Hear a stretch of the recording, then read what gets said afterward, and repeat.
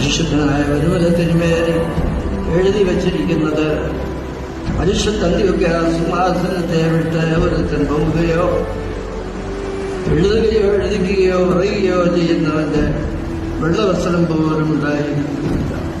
അവൻ ചതിക്കപ്പെട്ടവനായിരിക്കുന്നു. ആ വിശ്വാസത്തിൽ നമുക്ക് നിലനിൽക്കാം. കോടതിയല്ല നമ്മെ പഠിപ്പിച്ചത്. കോടതിയോട് യാതൊരു നിഷേധവുമില്ല. കോടതി നല്ലതാണ്, നല്ല കാര്യങ്ങൾ ചെയ്യുന്നു, അതിന് ദൈവത്തോട് നന്ദിയുള്ളവരാണ്. പക്ഷേ പരിശുദ്ധ പിതാക്കന്മാർ പഠിപ്പിച്ചതും ദൈവം കാണിച്ചു തന്നതുമായ പരിശുദ്ധ സിംഹാസനത്തിൽ നിന്ന് വിട്ട് നമുക്ക് യാതൊരു കാര്യം നിവർത്തിക്കുവാൻ കഴിയുകയില്ല. ദൈവത്തെ മഹത്വപ്പെടുത്താം. ഇന്നത്തെ വിഷയം പരിശുദ്ധനായ വരുമലത്തിന്മേൽ പഠിപ്പിച്ചതുപോലെ ജീവിക്കുവാനും പ്രവർത്തിക്കുവാനും എല്ലാവരും കടപ്പെട്ടിരിക്കുന്നു. ദൈവത്താൽ അംഗീകരിക്കപ്പെട്ട് പരസ്യപ്പെട്ട് എനിക്ക് നിങ്ങൾക്ക് നല്ല ആളാണ്. എന്തോ മഹാപരിശുദ്ധനായ വരുമലത്തിന്മേൽ കൽപ്പിച്ചു തന്നു. പ്രത്യക്ഷമായ എല്ലാവർക്കും അനുഭവമുള്ളതാണ്. അദ്ദേഹം പഠിപ്പിക്കുന്നതിൽ നിന്ന് മാറാതിരിക്കാൻ എല്ലാവരും ശ്രദ്ധിച്ചുകൊള്ളണം.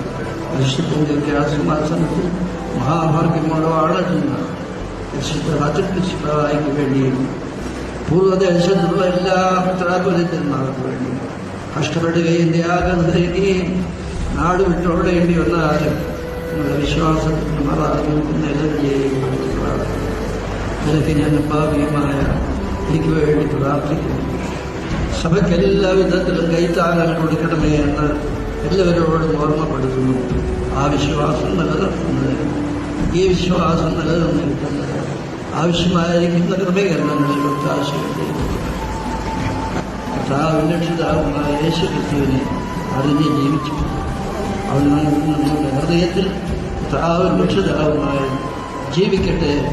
അതിൽ കൂടെ എല്ലാ കാര്യങ്ങൾക്കും പരിഹാരം അവിടുന്ന് വരുന്നത് എന്ന് എഴുതണം.